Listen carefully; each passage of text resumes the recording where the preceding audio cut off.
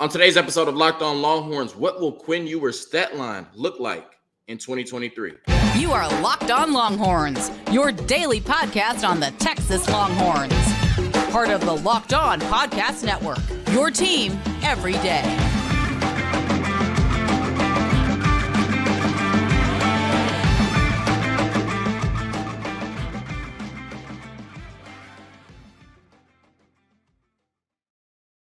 Locked On Longhorns, the show. Jonathan Davis, your host. Today's episode of Locked On Longhorns is brought to you by FanDuel Sportsbook, the official sportsbook of Locked On. Make every moment more. Visit FanDuel.com/LockedOn today to get started. And on today's episode of Locked On Longhorns, in the first segment, we are guessing Quinn Ewers stat line for the 2023 season. In the second segment, we are reacting to an article from 24/7 Sports, Chip Brown, on how the running back rotation might work for the Texas Longhorns in 2023. And last but not least, some NIL updates. We talk about Arch Manning's first NIL project, Jake Major signing with Lamborghini, and more on today's episode of Locked On Longhorns, part of the Locked On Podcast Network, your team every day. And if you enjoy the show, you're watching on YouTube, please like, please subscribe, whether it's audio or video. I'm thankful for all of your support. So over the weekend, Inside Texas put together an article predicting Quinn Ewers stat line. It may have came before the weekend, but I saw it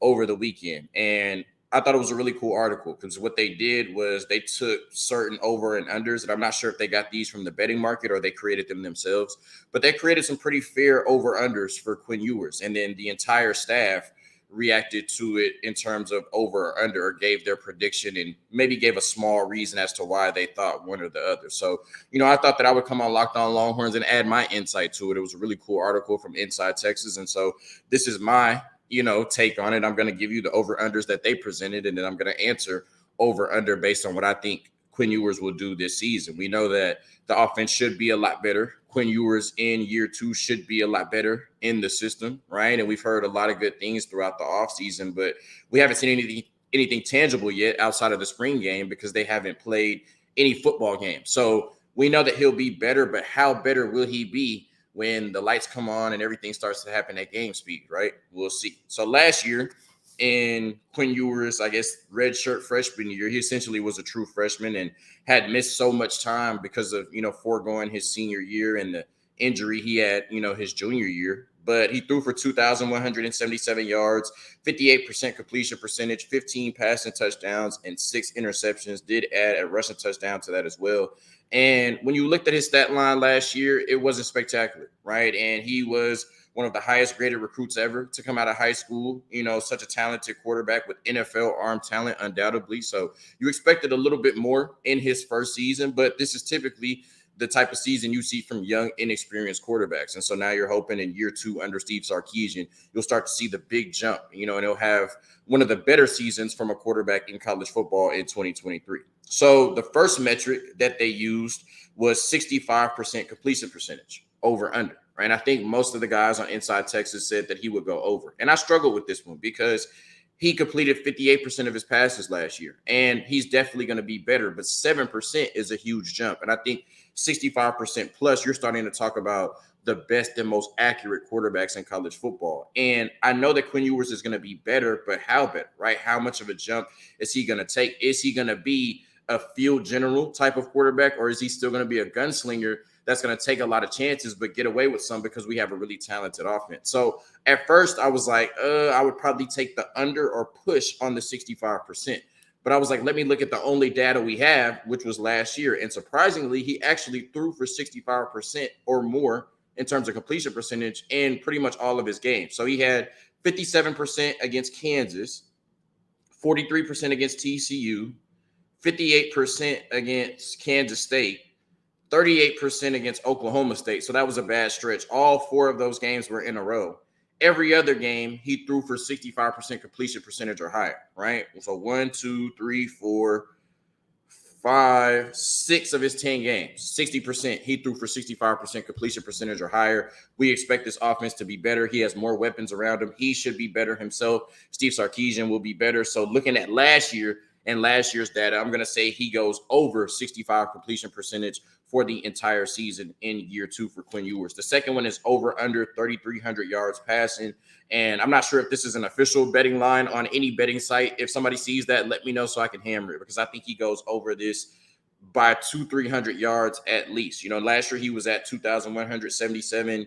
He missed, a few games. I think this year Texas will be playing in more games because they'll be in the Big 12 championship. So 3,300 yards passing is only 235 yards per game over 14 games.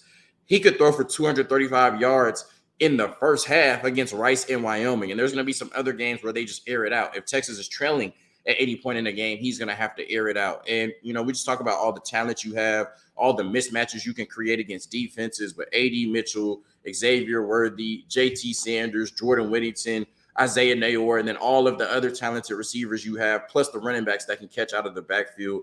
We know that Steve Sarkisian is one of the best in the country at getting people open down the field. This is going to be an explosive passing offense, hopefully one of the 10 best in the country. And if it is, and we play in 14 games, including the Big 12 championship game and a bowl game, knock on wood, because I'm still hoping that happens, right? But they got to go play the games. But if that happens, I don't see any scenario in which Quinn Ewers can't throw for 3,300 yards.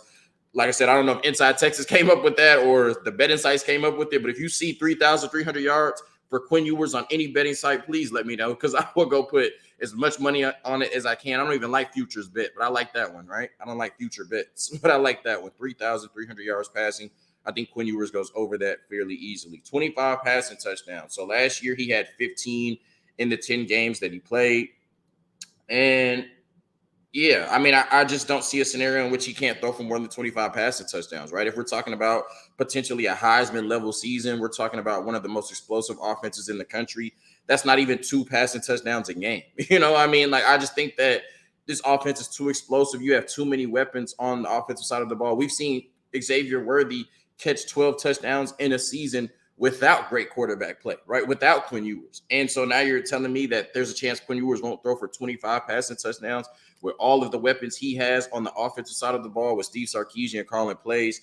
So I don't know if Inside Texas came up with these or the betting sites came up with these, but I absolutely think he'll go for over 3,300 yards passing, and he will go for over 25 passing touchdowns. And I could see maybe why you would come up with those metrics, because when you do look at last year, Quinn Ewers had 6 different games. He did get injured in the Alabama game, but even outside of that, he had 5 different games where he threw for less than 200 yards. But I think that was just more so a function of him not being ready and our offense not reaching its true potential last year. And we still kind of ended up with a wide receiver problem. As talented as the room was going into the season, none of those problems exist this year. 3,300 yards, 25 passing touchdowns. That should be easy for Quinn Ewers to meet. Over under 10 interceptions. This was another tough one for me, similar to the completion percentage one, because I was like, how much has he tangibly grown, right? And is he still going to rely so much on that arm talent and maybe shaky in terms of mechanics and footwork, or is all of that going to be cleaned up in one offseason, right? I think Quinn Ewers has all the talent in the world, and I think he knows he has all the talent in the world, and I think he'll still be a gunslinger, right? The question is, will he be a cleaned up gunslinger? And last year, in less than a full season, he threw 6 interceptions. And I think 10 interceptions is a lot, even if you play 14 games. That's still a lot, right, in college football, because you would expect Quinn Ewers to be able to dominate. You would expect him throughout the majority of the schedule to not throw an interception in games and protect the ball. So I think 10 and 14 games wouldn't be detrimental. It wouldn't be a bad season, but it would be a significant amount of picks. And he threw 6 last year. And my gut is telling me that he's going to throw 10 interceptions this year. But I'm going to go under. I'm going to go against my gut. And I just think that this offense will be too good. I think that they'll jump on teams too early. I think there's going to be a lot of games, maybe not a lot, but at least 4 games where Quinn Ewers really doesn't play in the fourth quarter.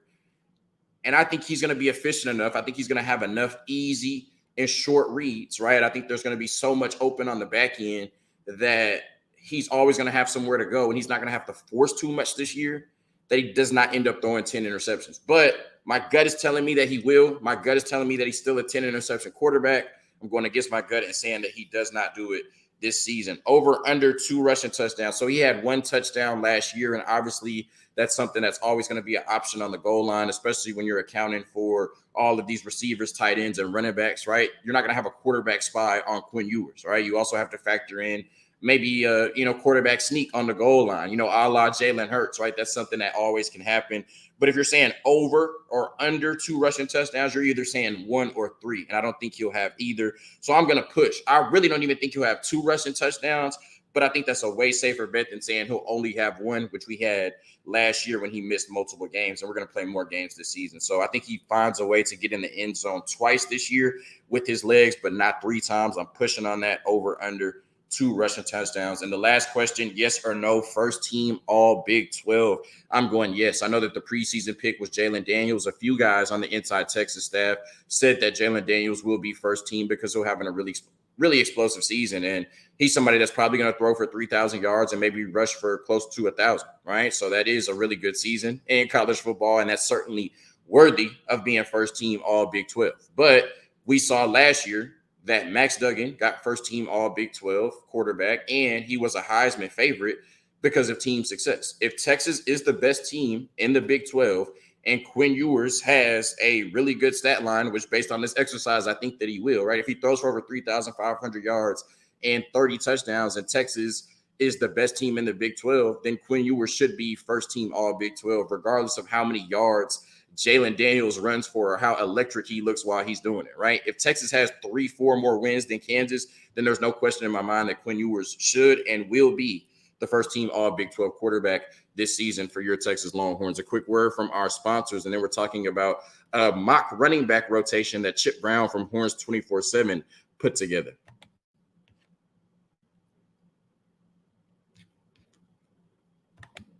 For a championship team, it's all about making sure every player is a perfect fit. It's the same when it comes to your vehicle.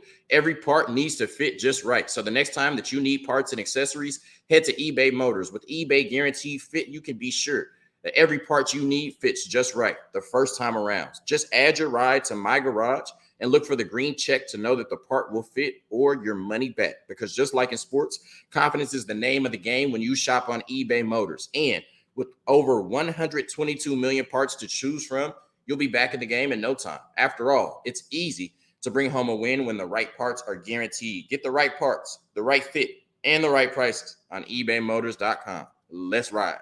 eBay Guaranteed Fit, only available to U.S. customers. Eligible items only. Exclusions apply.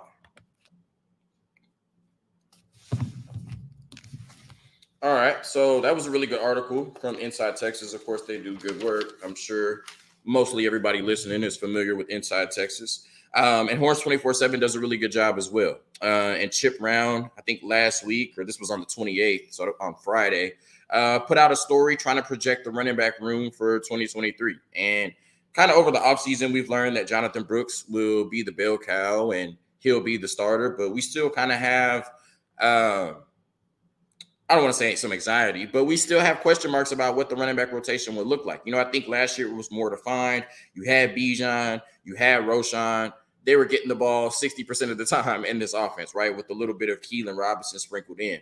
But I think now you just have too much talent in this running back room to say, oh, okay, it's going to be Jonathan Brooks, Cedric Baxter, or Jaden Blue, and then just a little sprinkle of one other running back, right? You got Savion Red, who needs to get some touches. You got Keelan Robinson, who is still a leader on this football team and needs to get some touches. So how will this running back room, how will the carries be distributed in 2023, right? That's something that I have been able, I have yet to be able to figure out. And, bless Chip Brown's heart. He tried it and put it on wax and put it on the internet. And I thought he did, a really good job for the most part. So we're going to react to that. And I'll tell you where I agree or disagree. So he starts with Jonathan Brooks, who will be, the starter for this football team. And, Steve Sarkisian has, bumped his chest and patted his back a few times, saying that every year that he has called offense at the college level, he's had 1,000-yard rushing. And I would think that this year would be no different. And Jonathan Brooks seems like the most likely candidate to reach 1,000 yards on the ground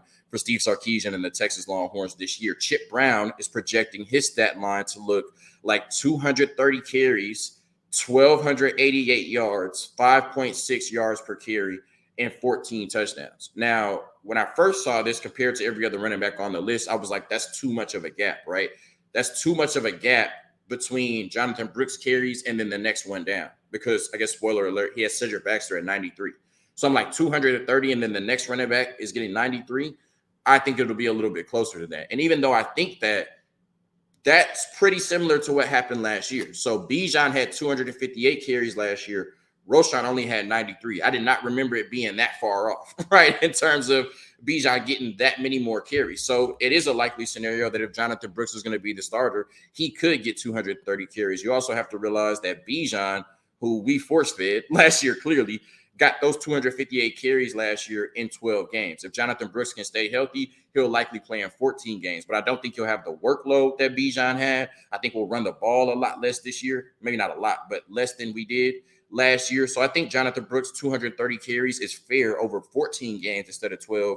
1,288 yards, 5.6 yards per carry, and 14 touchdowns, averaging a touchdown a game would be more than enough for this Texas offense to consider themselves elite in 2023. Now, Cedric Baxter is second on the list, and they projected him at 93 carries for 520 yards, 5.6 yards per carry, and 6 touchdowns. And like I said, my initial reaction was there's no way that only one running back on this team is going to have more than 100 carries, right? I think they're too close in terms of talent level. You know, Jonathan Brooks is really good, but Cedric Baxter was the number one running back in the country. All we've heard about all offseason is how he's matured and looks like a veteran on the team. Physically, he looks like a veteran. He posted a picture on Twitter the other day with Edgerrin James, and Cedric Baxter already looks like an NFL running back. Like, it's crazy what he's been able to do with his body strength and conditioning wise. He was already a big running back at 6'1", like 205 when he stepped on campus.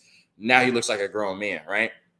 And so I thought that, okay, he'll have much of a bigger role. But when I looked at it, like I said, Roschon had 93 carries last year for 554 yards, and he was a huge part of the offense. So I think that Cedric Baxter probably will go over 100. I'm sticking with that. But even if it's not too much over 93, he still can be a huge part of this offense in his true freshman year. They're projecting him to have 93 carries, 520 yards, 5.6 yards per carry, and 6 touchdowns. That's a little less in terms of overall production than what Roschon did last year. So I think he'll be higher than that in most of those metrics, but not too higher based on us running the ball less and how you're going to have to give the majority of the carries to Jonathan Brooks. The next player he has on the list is Savion Red. And I think that Jaden Blue will definitely get more touches than Savion Red, but I like the line that they presented for Savion. 28 carries for 135 yards, 4.8 yards per carry, and a touchdown. Not sure exactly what his role will look like. I think it'll be pretty defined because of his skill set.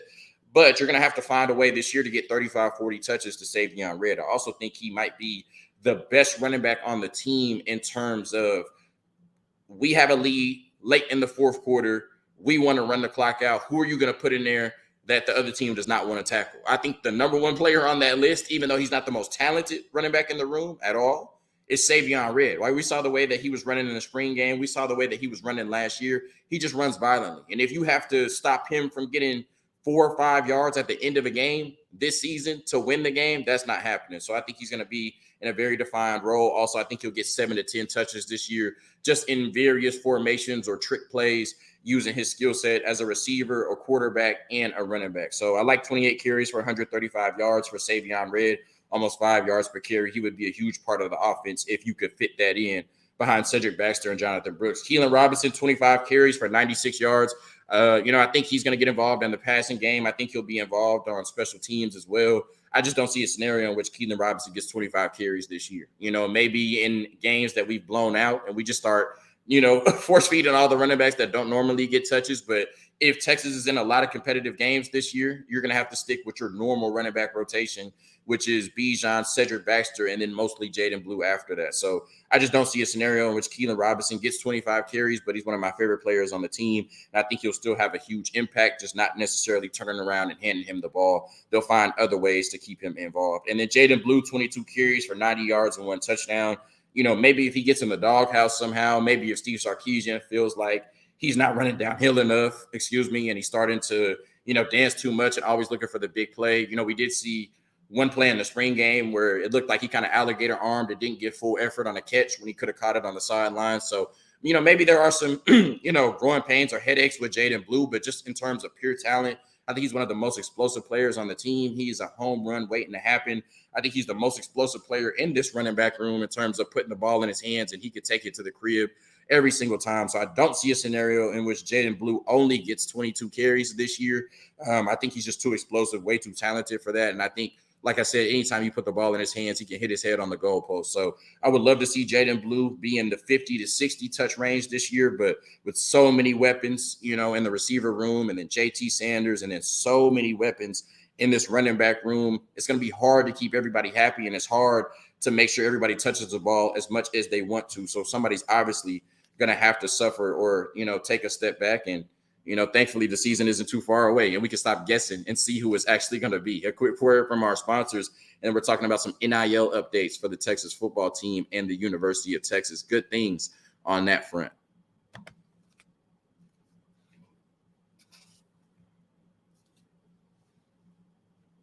So we talked last week on Friday's episode, I believe, about Arch Manning's first public NIL deal.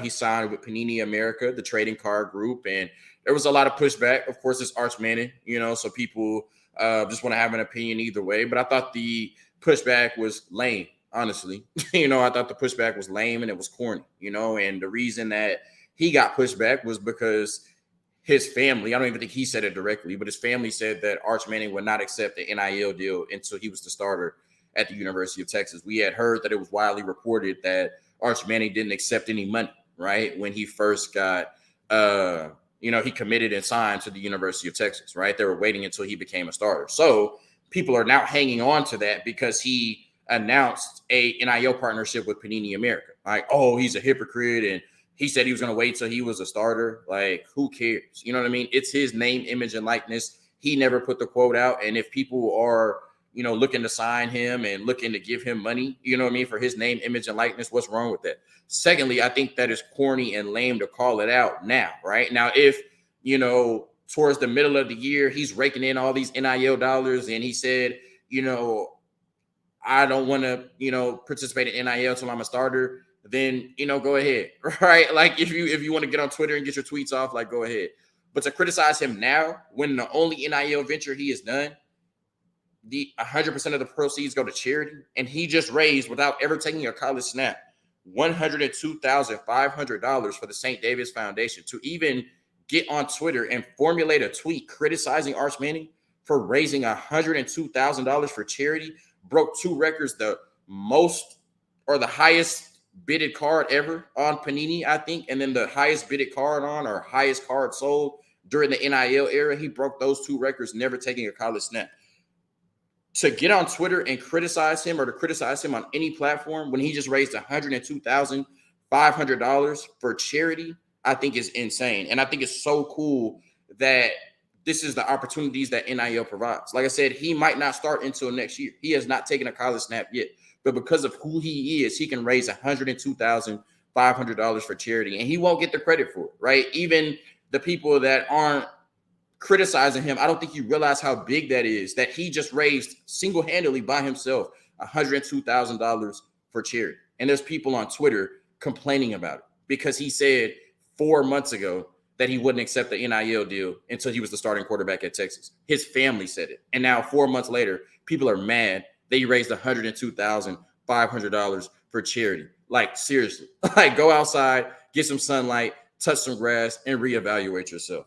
Good stuff, Arch Manning. Love that you're using your name, image, and likeness to benefit real people in the real world. Now, Jake Majors, this one surprised me, right? We know Bijan Robinson had the Lamborghini. We've seen, different players on the team with Ferraris and Aston Martins, all of that, right? They're driving around like rappers, not University of Texas football players, but that's the beauty of NIL. But if you would have asked me who was the next player to get a Lamborghini deal at the University of Texas, I would have not guessed Jake Majors. But I think that's super cool. And we had this conversation in our chat, and, Homer brought up a good point, Texas Homer, is that when you look at these brand deals, it's not always about the flashiest athlete, right? And who's going to stunt in the Lamborghini and who's going to make you want to go out and buy a Lamborghini, anything like that, right? It's about, if we're endorsing you as a brand, right, then you represent our brand. Bijan Robinson represented Lamborghini. Jake Majors now represents Lamborghini. And Jake Majors is a safe bet, right? Jake Majors is somebody who is going to go out there. He's going to go to class. He's going to do everything it takes on the football field. And you don't have to worry about him getting in trouble off the field, right? And that's not to say that there are other players on this team that are at risk of getting in trouble off the field. But you can sleep good at night knowing that Jake Majors represents your brand. So I think this is super cool for an offensive lineman at the University of Texas, for somebody like Jake Majors to sign with Lamborghini. And who knows, this may, entice more offensive linemen to come to the University of Texas and try to get that Lamborghini NIL deal like Jake Majors. So huge shout out to him. That's super cool. Obviously, we all want a Lamborghini, right? And now Jake Majors has one, courtesy of playing football at the University of Texas. And the last thing I want to do is just shout out the Texas One Fund. I think they've done such a good job of collaborating all of the Texas NIL and putting it together. And they do such a good job of not only making sure that our athletes, have the NIL that they need to, take care of business and they're rewarded for their name, image, and likeness, but they do so many good projects. Lately they've been releasing the player interviews on Twitter where they talk about how NIL has affected them and what they've been able to do through the Texas One Fund. And they've done so many, different things like going to the YMCA, different programs to just help out the community, in Austin. And it's just really cool to see our athletes being able to give back, right? And be, positive role models and positive young men in the community, people that, young kids and young aspiring football players can really look up to. And it's so powerful that NIL is able to do this, right? Like I said, all of those conversations about kids getting scholarships and that being enough was crazy, right? When Arch Manning can, without taking a snap, raise $100,000 for charity. And I think it's so cool that these players get to get paid for the work they put in on the football field, get paid for their name, image, and likeness. And then they can also use that money to give back to the community as well. It works for everybody. NIL is such a good venture. It should have happened 20 years ago, but it's happening now. And I'm so grateful for it. Thank you for tuning in to another episode of Locked On Longhorns, part of the Locked On Podcast Network, your team every day. We are that much closer to fall camp, that much closer to September 2nd against Rice. Hook 'em. Peace. You are Locked On Longhorns. Wrong video. Hook 'em. Peace.